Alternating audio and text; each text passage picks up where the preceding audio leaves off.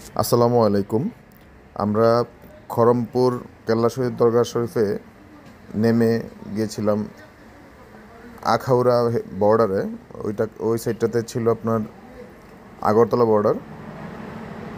ওইখান থেকে আমরা আবার ফিরে আসলাম কেল্লা শহীদ মাজার দরগায়। এখন যে ভিডিওটা দেখছেন এটা রাত প্রায় 3টার ভিডিও। খুব সুন্দর লাগছিল,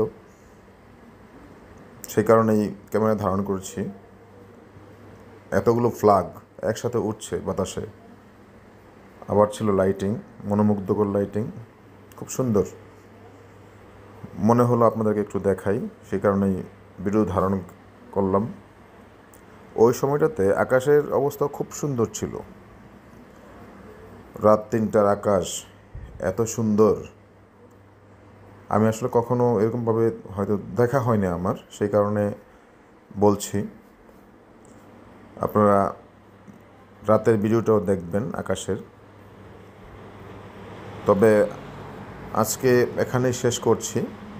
আগামী ভিডিওতে কেল্লা শহীদ মাজারের সবটুকু দেখানো হবে। আল্লাহ হাফেজ।